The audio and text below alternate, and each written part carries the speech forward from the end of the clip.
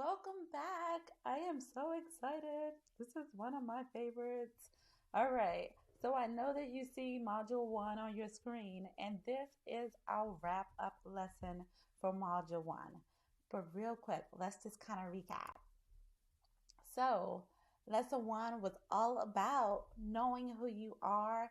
It provided an overview of kind of how we want to think about getting to the place where we know for ourselves who we are.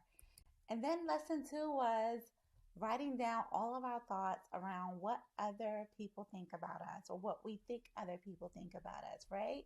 And so we had the wonderful mind map exercise there as well as in lesson three. Lesson three was, what do you think about you, right? And so we took some time to really explore all the things that we think about ourselves and all the things that we say to ourselves, right? The good and the bad, right? And then we went to celebrating all of our accomplishments, right? Because we want to make sure that we have full awareness to all the good we have created because what we have already created means that we can create more of it, but even better. Like that is the exciting part about creation, right? And the exciting part about lessons that we learn along the way. And so that brings us to lesson five, deciding what is true. And this lesson is going to wrap up all of those lessons. So we're going to pull back from the past, right? We're going to pull from lessons one, two, and three, and it's kind of all going to come together in a pretty little bow right here in lesson five. What's true about you, right? So you want to go back to the lesson where you wrote down all the things that you think about you, and that is going to go in the gray box that you see on your screen. So you're going to put all of those things that you believe about you in that box. And then on the pink side, you're going to put all the things that they said, right? All the things that they said to you, the common themes that you have here.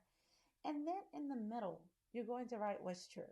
So you're going to look at all the things that you think about yourself. You're going to look at all the things that you think other people think about you or believe about you. And here is your moment to shift.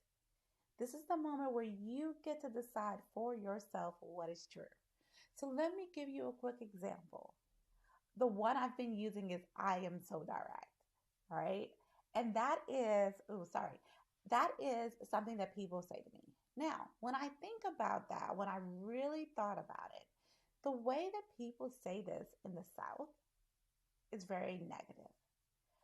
But directness is a form of communication that is neutral.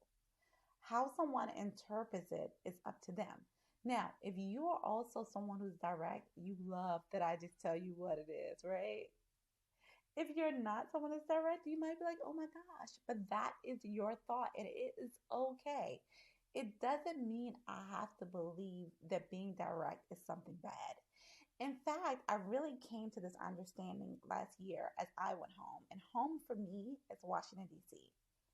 And when I was there, it just reminded me that most people there are direct if we want to put a label on it. But they talk like me, they move like me, they sound like me. And growing up, no one ever used the term you are too direct or said that you were direct because everybody there has the same style or form of communication, right? And so remember that the way that you talk, your dialect is regional and it has a lot to do with your upbringing and your environment and also the region of the country you are in, right? You see how I took something that was very fused with negativity, if you will. And when I started to explore it, I got to a place where, you know what? I am direct.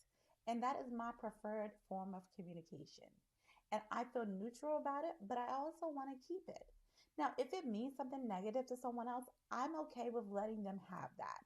It doesn't mean anything to me or negative to me, and I'm not going to take that on and question who I am as a person, right? That is the beauty of this exercise, and that is the process that I now want you to go through, right? So, gray side, what you thought about you from the previous lesson.